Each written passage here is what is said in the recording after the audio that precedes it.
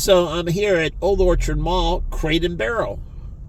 It's an Illinois store, very big. Matt Wilbur, he's a construction guy. He built out stuff for Crate and Barrel. He also built out Equinox in Chicago. And he said that he didn't like dealing with New Yorkers. LL Bean from Wisconsin. Sears bought it, but they positioned it incorrectly. It's a great brand. And then Crate and Barrel. What does Crate and Barrel go with? Oh, yeah. It goes with the Pottery Barn.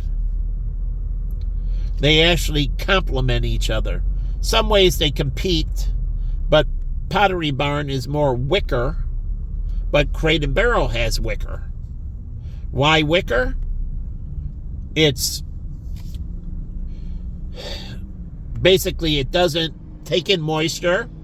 It's naturally pet resistant and everything. It has many good properties, easy to clean and so on. The bad thing is it's very firm, and so it's hard. But still, it lasts a long time. It's wear resistant and so on. So good product. Both Pottery Barn and Crate and Barrel fed off the wicker boom, and then the distressed furniture boom, the distressed look, like it was weathered, and that became popular. Brand new furniture that looks old. So these two go with each other, and so it adds into why I would go here. What would you do here? And it's true, you would put a real estate office here. I would put, Berkshire Hathaway Properties or at Properties. Our House, a apparel furniture store. Again, all going together. So you got all these furniture stores, Crate and Barrel, Pottery Barn, Our House, and that. And so it's a great place. And then around here is a lot of furniture stores. This is a great place, and realtors I would promote to. You have people moving into apartments. You have people, moving into houses. Yeah, people are moving out, but you're not selling boxes and that. If you had something like a Play It Again for furniture, which you could start a Play It Again store for furniture, and all you take in is furniture. So, appliances, furniture, it's like Restore for the charity, and it takes in appliances and that. But Salvation Army takes in furniture. Goodwill doesn't, but the Salvation Army, they offer some furniture. But you get a Play It Again, a second chance furniture store, where you can bring it in, clean it up, and restore it a little bit if it does, and then put it back out there for washers, dryers, microwaves, appliances, and furniture. A Play It Again type store. But it all comes pre-certified. So App Electronics can do that. It would be separate from Apt. They're not in to get the business per se. So, they're going to go to Amazon. Not Amazon, to eBay. So I don't know if eBay has a virtual store like that, where it's for people that need things for their house. But again, here's Margiano's, and I used to go here a lot, especially for Franklin Templeton. This one in Old Orchard, this is where the Franklin Templeton guy, he was a fixture here, constantly hosting events. He was a good guy. I like Franklin Templeton. It's good fun company. Bar Sienna, relaxation. Sienna, I don't know. Is it 7? I don't know. Siete, uno, dos, tres, cuatro, cinco, seis. Siete. Nope. Ocho, nueve, diez. But you learn counting in martial arts too. In Korean, we count the moves.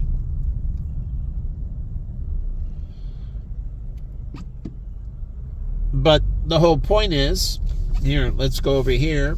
You have Macy's, which has bedding and everything, and Bloomie's. Bed sheets, and Macy's has bedding and so on that you're not going to get at those other stores as much.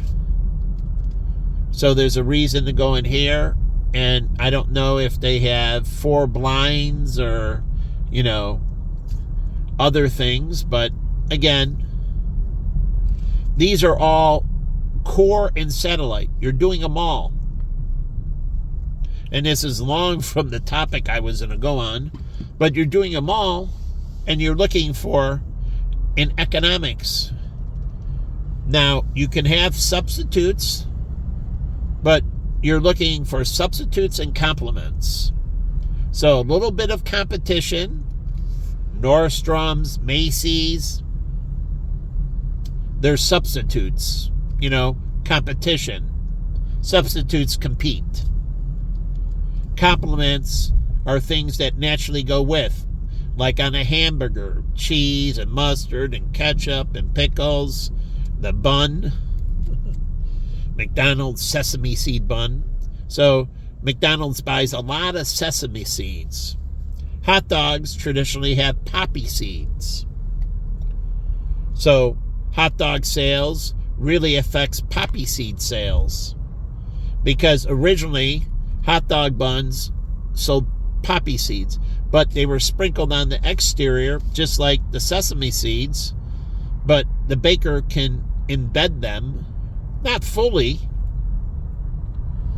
but more embed the seeds, so when the hand goes over it, it doesn't rub the seeds off for the sesame or the poppy. And so you'd have to press them down in the dough. So you would create an injection system that would inject the seeds. It would go into the dough with little needles, and it would spit out a seed right inside the surface of the dough. So when it cooks, the dough expands around it. You still see the seed, but it's embedded, so it doesn't get all over you. But again, poppy seeds go with hot dogs, and they have a different flavor and accent. And sesame seeds went with hamburgers. And they're both very good for you. But they add a different flavor. But they also affect McDonald's, affects the sesame seed market. How many hamburgers they sell, Big Macs, it's not on their cheeseburgers and that, but it's on their Whoppers and Big Macs. And it's not on their hamburger or cheeseburger. But they do affect the sesame seed market. And then hot dog places, there's 2 buns, one without sesame seeds, and the traditional is with sesame seeds. But it does affect the sesame seed market, their popularity. And so when you're doing these things, you're affecting these markets, and they don't understand when you do illegal immigration and people can't see these changes coming, and then the illegal immigrants have babies and everything, and you have this serious demographic shift, then the businesses, they can't see the underlying trend. And what happened to America and small town America, it got destroyed because you had this massive amount of immigrants who were at the lower collar and we talk about the white population in that, see, the Chinese were a little bit sterilized. Not sterilized, they couldn't reproduce, but the Asians were a little bit sterilized, unlike the poor whites, fully exposed to what happened. And what happened? The Asians, unlike the poor whites, like my mother worked at Bankers. My father, he drove a taxi cab. They weren't small business owners. You could say my father was a small business owner, my mother wasn't. But even in the taxi cab market, you go into New York and that, you originally had lots of Hispanics in the cab market. Tons of Hispanics. And then down in Florida and so on. But what happened is, and this is true, and then you talk about white supremacists and that, which again, the government created a little problem, they turned into a significant problem. And so when you don't control these things and you bring people in, like Jewish people came in at a large pace and they threatened the indigenous, not the Native Americans, but Christians. And there was a wave from Israel, the Skokie, the Russian Jews, and I met a lot of Russian Jews in Deerfield and that. They flooded in. So it's not only Hispanics, and it's not only a minority color, it's Jews, Russian Jews and all that flooded in. And you have to understand what happened. The indigenous population, the government doesn't understand. You created incredible competition for those positions without giving them an ability to adapt and change and compete. And so what happened was all these poor whites got displaced, where the Asians, like Jennifer Kim's father, was import-export. He was immediately a small businessman when he came in. He was Korean. And when things went downturn for him, her mother started a small business, a dry cleaner, which the Jews were big in the dry cleaning business. Before the Chinese, it was the Jewish people. The Chinese took over for the Jews. Then the Chinese moved into small businesses again. This is why I say they were insulated. They went into the restaurant business and that. Koreans went into the cleaning business. And Asians, like my Vietnamese, they went into the nail shops. And Asians insulated themselves as small business owners. What happened is whites weren't small business owners. And so when they flooded this immigration in, all of a sudden this massive displacement happened,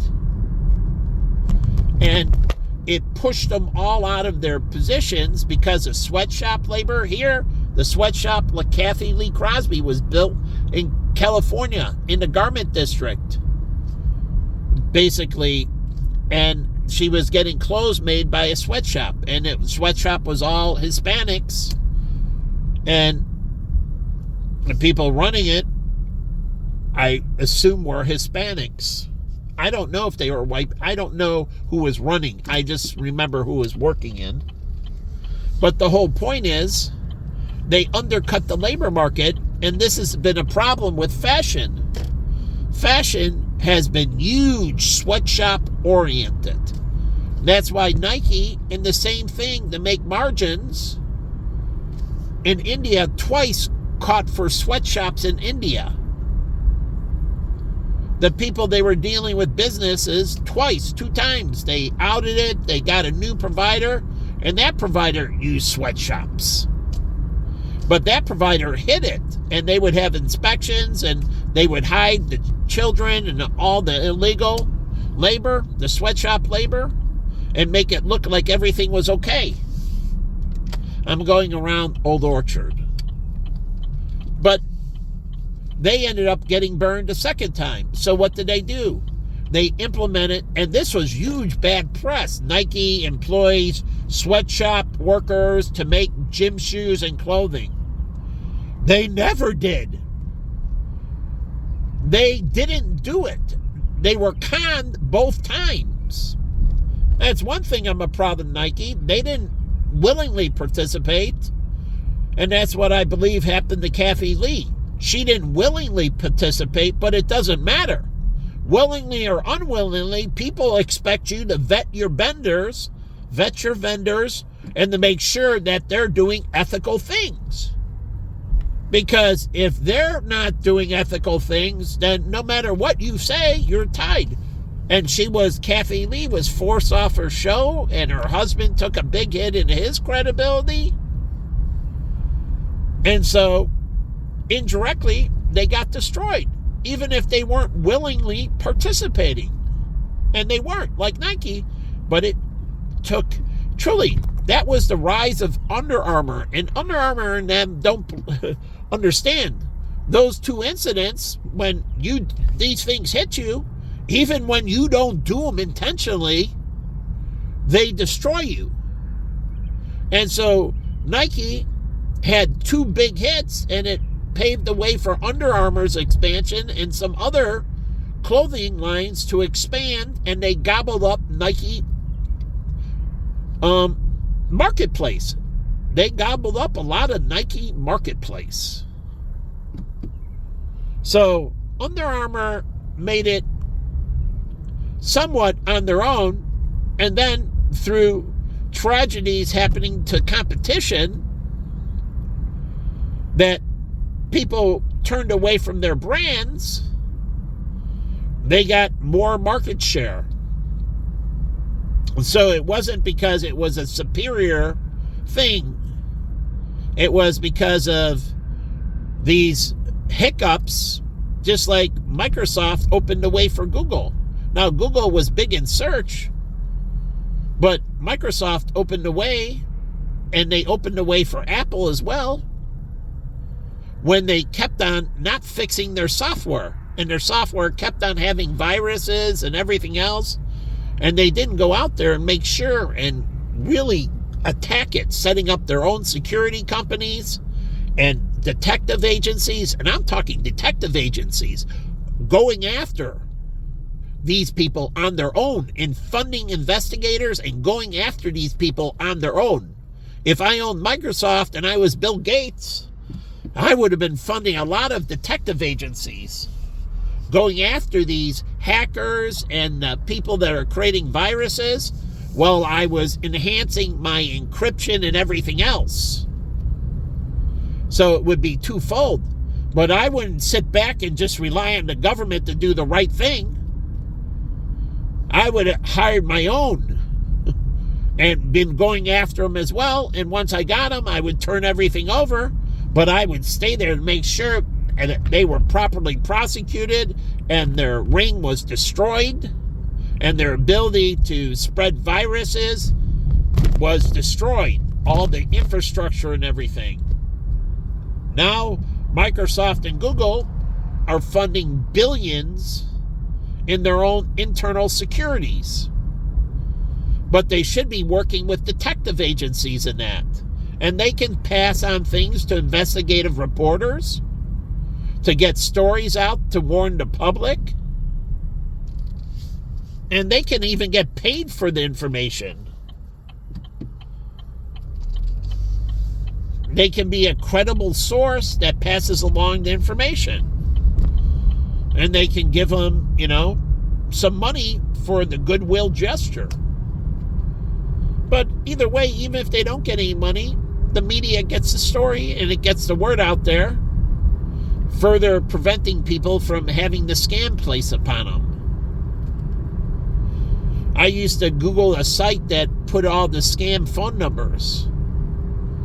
And one time I got a call while I was on the highway in my car, and I was on a call, and since it was stop and go traffic and we weren't moving, I Googled the number right away. Now you have caller ID, but caller ID needs to be integrated into these scam recognizing sites, because people post the numbers that they got scammed from. And I was appreciated, and I looked up, and I'm like, the number, and it's like on Google, this one scam report, and they're like, yeah, this will be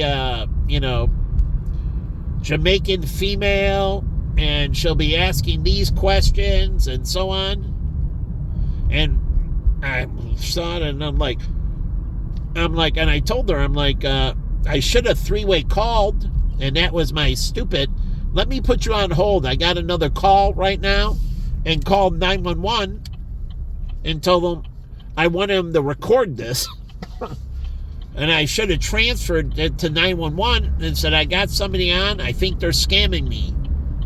This is what you can do if you think you're getting scammed. Or if you think you're getting scammed with an email, call the police and put them on blind CC, blind carbon copy. And you can do that with text messages. And you can blind carbon copy the police. Notify them. Tell them that you're going to be sending them text messages to the detective, or blind carbon copies to the detective of emails. The Nigerian prince. I got scammed because Jessica got hers broken into, and I have deep feelings. I love Jessica Lee, and I have deep feelings for her. And there was an email I got that said Jessica was in jail, and it said it was from her, hey Mike, it's Jess, and I'm really in a bind, and I need some cash, and can you help me? And the first thing I did was I called Simon. Before I went to help her, I wanted to verify, since I couldn't get a hold of Jess. I called Simon, and then Simon said, no, I got the same email, and Jess is okay, and she got hacked. Okay, but I could have played along and said, hey, hey, Jess, I'm sorry that this happened to you. I'm going to get you a credit card right away, a prepaid card that the police can do, a prepaid card, and give it to you where they can track the transactions and the location of each transaction. And they can monitor if it's done online or in store, and it goes and notifies them right away, and they get the video from the stores. And they arrest the people. They work with the local law enforcement. This is where Buffalo Grove has to be able to syndicate. And so Buffalo Grove's monitoring it. They swipe the card, and it shows up in Old Orchard. Or it shows up in Los Angeles. Like somebody stole my card in Chinatown. And when I was at Chinatown, the restaurant I left at midnight, and then I had a meeting at 7 in the morning. I had to get up at 6, or actually earlier, 5 something, to shower and everything. I was at the meeting by 7, and an hour into the meeting at 8 a.m., I get a call from Chase, and they want to know. They said, this is, Chase, so on and so forth, and we want to know if you're in Florida. I'm like, no, I'm up at blank conference it was in Oak Brook, and I'm at this conference, and I'm in Oak Brook, Illinois. No, I'm not in Florida. Well, somebody used your credit card for a grocery store in Florida. And I did tell him, well, why don't you call the police right away now and get the video from the store? But if you notice any other transactions, leave the card open, and this is where I didn't go, leave the card open and allow them to rack up more transactions. And this way you could break the whole ring and work with it. Once it pings, call the store and the manager and tell them that we have somebody that's using a stolen credit card at your store. We just want to make sure that your video equipment is working correctly because we need information and we need to know the name and everything of the teller, and the police or Chase can be doing this. We need the information of the teller or clerk because they're going to have to be a witness, like at the grocery store, the cashier. And that's one thing I don't like about those, self-checkouts. You don't have a cashier. Well, the cashier becomes a witness to the crime. So the self-checkouts have to have video cameras that record them so they can be a witness to the crime. So they actually have to register, and video and everything. They have to see him using the card. It's swiping. They see him right there at the register.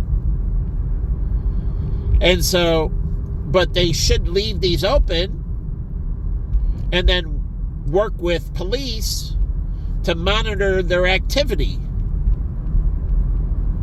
And then the insurance companies and that can work with them further too, because Chase has to release those names to insurance companies, what stores that they hit. They want to know what the thieves are doing, insurance companies, because they have liability. But they can all work together. So instead of shutting it down, leave it open. It's the same thing they did with the pawn shop in freaking Tucson. They should have left it open. All these people are turning in all this stolen merchandise. They busted over 200 and something criminals. 200 and something people they busted that were fencing stolen goods. But I don't understand why they shut down the system. They should have just left it open and kept on cleaning house. So the thing is, sometimes you don't shut down the hack. You use it and let them, think you don't know, and you keep on going. So these are ways to trace things back to their source and to clean up everybody that's involved. So you got to get the fencing operations, because when they buy the merchandise from the store, where are they reselling it? Are they reselling it on eBay? Because you can fence a shitload of stuff on eBay or on Facebook Marketplace and all that stuff. They don't proof anything. So it's a perfect place to fence all kinds of stolen goods that don't have any kind of tagging system. And people don't question, you get it and somebody else has it. Unless, eBay somehow has some kind of verification system, and they usually don't, to sell clothes and that. Like somebody did at a Buffalo exchange in Tucson, Arizona, Molly Flaherty, and I was helping her track the clothes all the way back to a Buffalo exchange in Tucson. She had a bunch of very expensive clothing. She put it in the washer, and then it got washed, and then she threw it in the dryer. And when she threw it in the dryer, she went back upstairs. And this is what happens in condo complex. Somebody can just steal the merchandise, your stuff, clothing in the dryer. Well, what happened? In her building, a person who lived in the building, this was a off-campus private housing, and in the laundry room, they lived in the building, and they stole all of her clothing. And she had all these, $100, $200 plus items, and they took it all and went to the Buffalo exchange that was in Tucson by Speedway and Campbell. I don't know if it's still there. And they sold all the clothing. And so she tracked it back. How? Or she came across it because she was shopping in the Buffalo exchange. after her clothing got stolen, she went shopping in the Buffalo Exchange, and she saw the merchandise on the rack, and she's like, holy shit, that's my dress, that's my jeans. And then she went up to the counter and asked, where did you get this? Was this just recently? And they're like, yeah. And she's like, well, somebody stole all my clothing in the dryer, and the reason I'm here is I have to buy new clothing, and this is my clothing on the rack. Now, I don't know how the rest of the story, worked with the Buffalo Exchange, because they bought the clothing, and she found out, they told her, they had the name of the person that sold the clothing. They never thought she would be in the Buffalo Exchange and run across her own clothing. And she did. It's just like everybody loves Chris, and he's buying from the guy out of his trunk. And he's like, oh, I like that. I need that. Mine just, disappeared. And he picks it up and he's like, holy shit, this is my shit. And then the guy takes off. But again, these are ways to mop things up.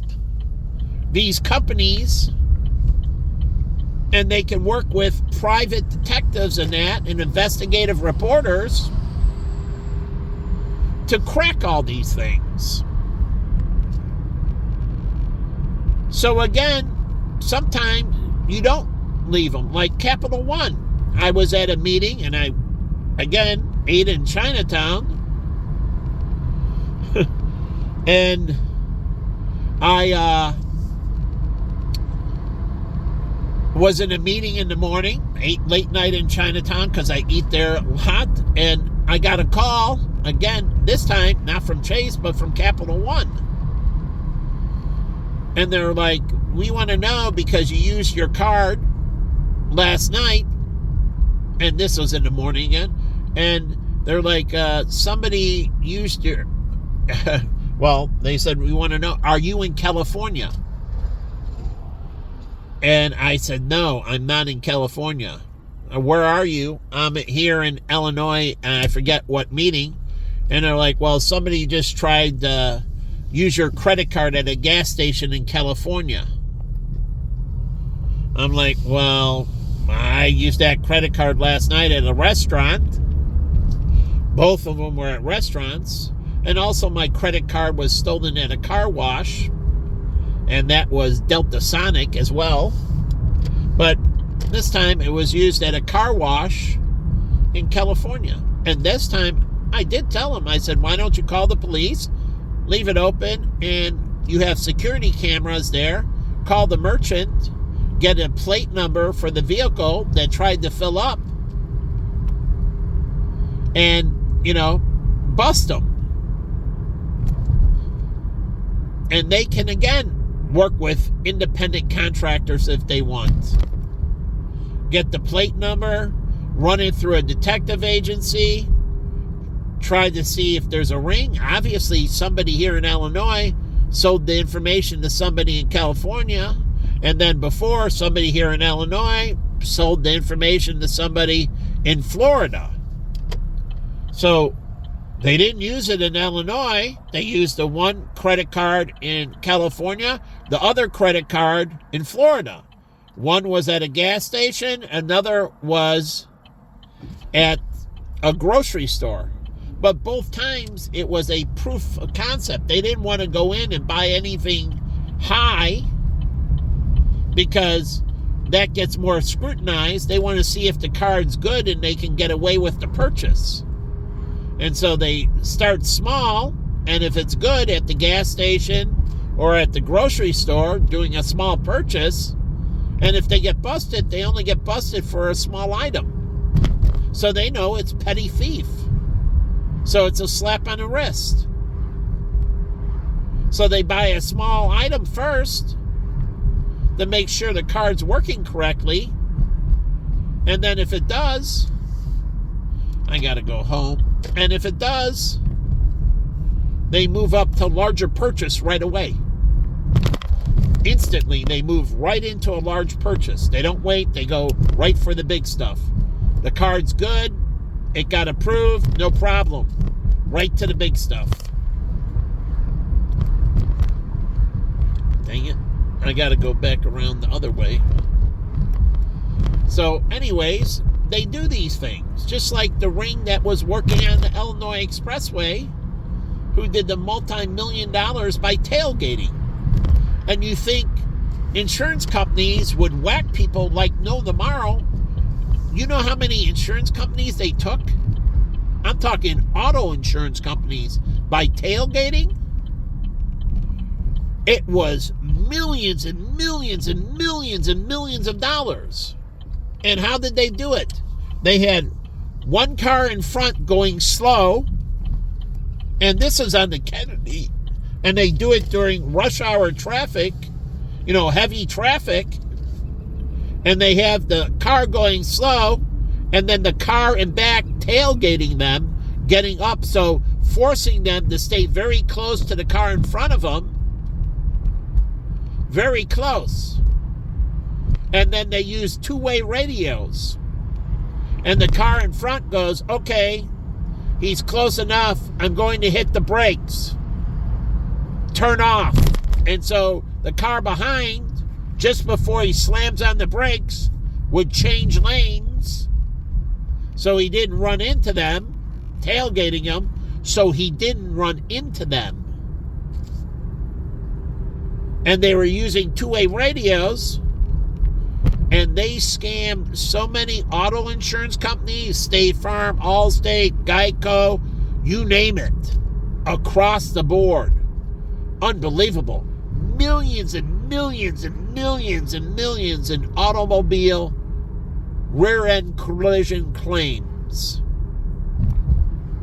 Rear-end collision. And they use the expressway because cars are moving a little bit faster. And there's no stoplights. They don't want stop signs and they don't want stoplights.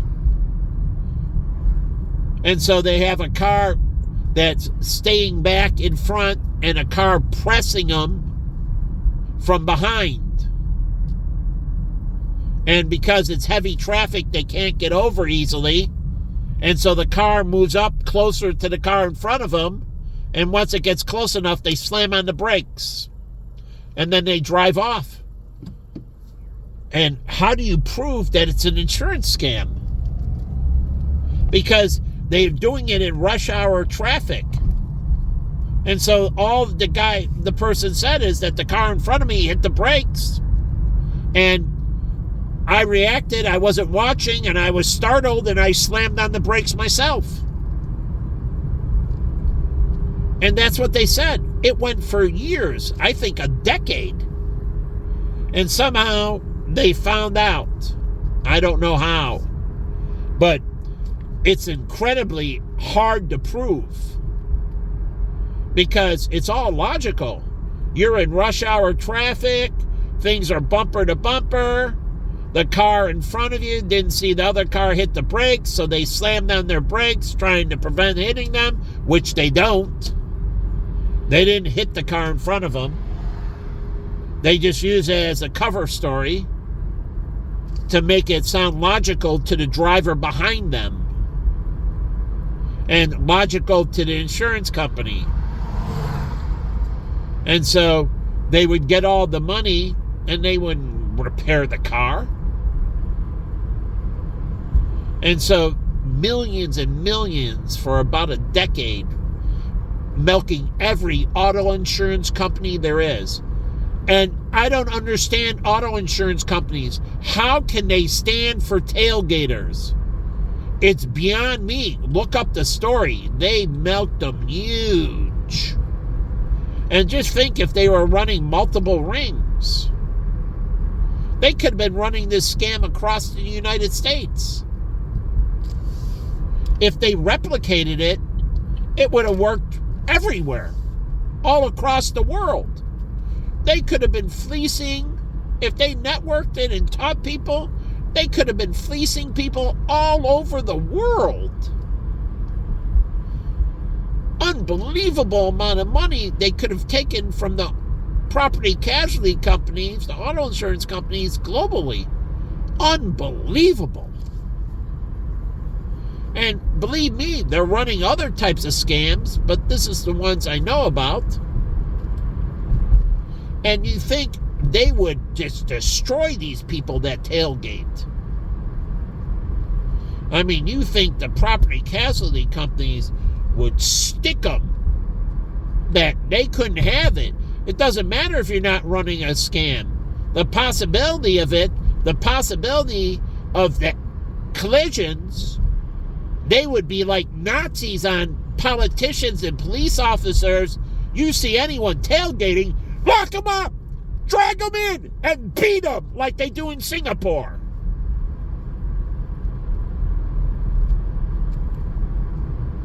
But you think if I was running an insurance company, I would be all over these scumbag politicians. Taking out ads, calling them scumbags, jeopardizing people's lives, not enforcing tailgating, scumbag politicians, scumbag police. They're driving up your auto insurance rates. They're a bunch of scumbags. They're screwing you over. Vote them out of office. Protest outside the police stations. Do it all. They're taking money off your table. That's money to feed yourself, to feed your children, to take care of your medical expenses, to live a good life and take those trips and go out to those dinners. Destroy them. They're destroying you by their neglect, allowing people to get away with their crimes. Go out there and be vicious against crime.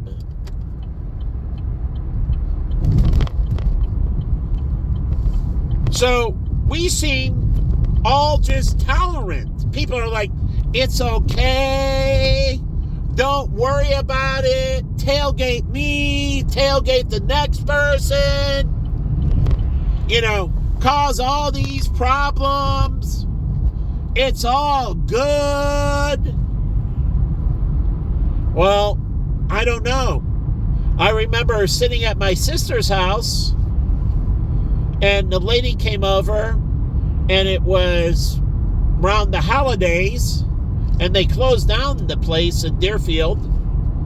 But her husband, who was just driving, got killed from somebody being overserved at the bar with a DUI, and they killed her husband just before Christmas.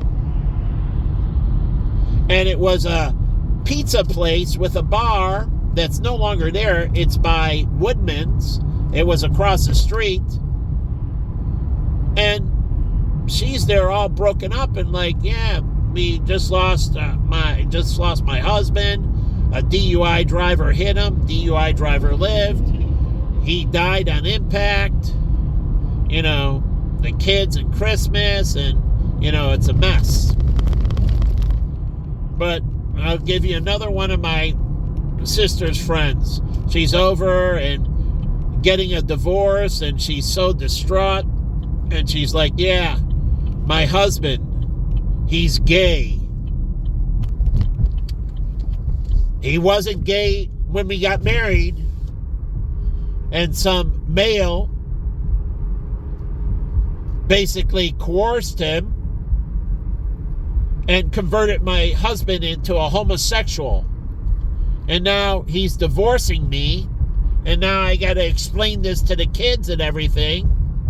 And she's telling how devastated she is, and she never thought she had to worry about another male, that another male would be a threat to my relationship with my husband. She said, I can understand worrying about a female, and that's just natural, but to have to worry about a freaking male? Why should I have to worry about a male trying to coerce my freaking husband? That's a threat I never saw coming. I didn't think some dirty fucking scumbag fucking male would hit on my fucking married husband. That I never expected. If it was a woman, I could understand and rationalize it, but she's talking about how devastating it was to her. Never saw that one coming. And then Arlie, another girl, this is long before Arlie, way long, decade. And she was devastated, my sister's friend. And it happened to my other friend, Matt. He married Lorraine, my sister's girlfriend, who was a lesbian, went straight. And the husband, awesome guy. And what happens? He loses his wife to a girl. And him and his son, he got custody of his son. He's a good father, kept his son, and he was over, multiple times talking to my sister how distraught he was that he lost Lorraine to a girl. And how can't this be? But you guys go out and support all these people. And they go out there and they shatter relationships. And people are blindsided. And you think it's okay. You're fucking disgusting. But again, Mattson, unbelievably devastated. And he's got to explain this to his son. That mommy doesn't like men. Mommy only likes women. So I don't like it in 2.5 Men. It's ridiculous. And Ross and Friends, they never had to have that narrative. But when you get it in life and you see these people and their lives are shattered and the unbelievable effect it has on their children, it's unbelievable. I mean, how many threats are we going to allow in a situation? Shouldn't you feel like Jen? I felt perfectly like go out, hang out with the girls. Have a good time. Knock yourself out.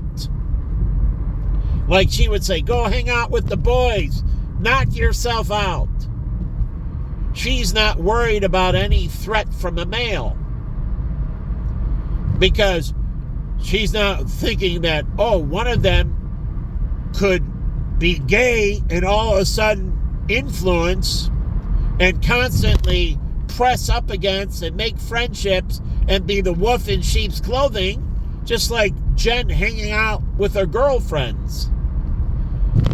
I never thought any of them would be a lesbian and all of a sudden try to manipulate themselves into Jen's pants. I thought I was safe sending her out with the girls, going to Vegas with the girls. I understand worrying about guys. That's something I accept. But worrying about a girl, just like John and Susie. John, he's a white guy married to a Korean Asian female. And he gets incredibly pissed when the other girls would play around like kind of sexual innuendos with Susie. And he would just go ballistic.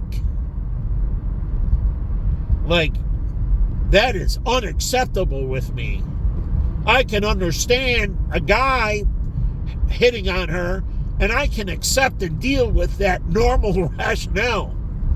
But having to worry about a girl, she hangs out with all these girls and that. Where is my safe place?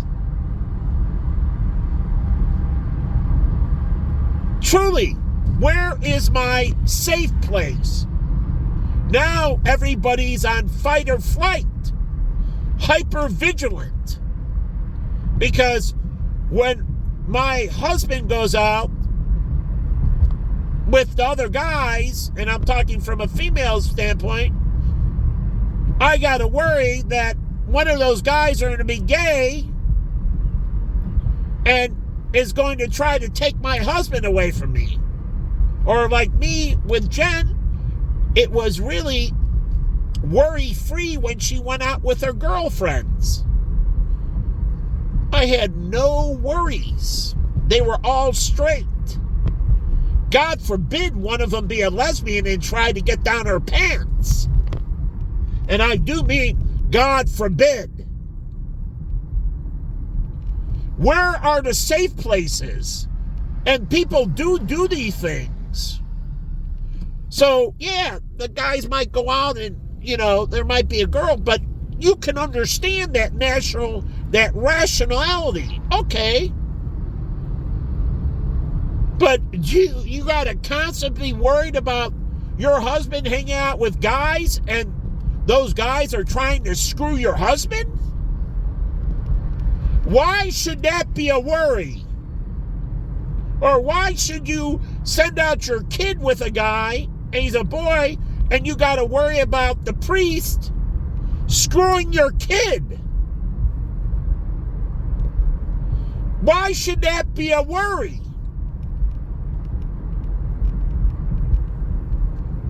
So these shatter people, but he was the priest. I thought I was in a safe place. I didn't know. I thought he'd be good at Sunday school and he'd be safe. So think about how devastating it is to the parents, thinking they put their kid in a safe place. And now they feel like they failed their child. That something that was supposed to be a sanctuary, is supposed to be safe, all of a sudden is not safe. And so you want all this inethics and immoral people, and it's like our country. They're like, oh, that's okay, don't worry about the borders or anything else. We don't have to worry about people going into the tall buildings anymore. It's all safe. That's what people thought in the World Trade Center. And now that people are living in high-rise buildings again, people forget about 9/11. Now we have drones and everything flying around.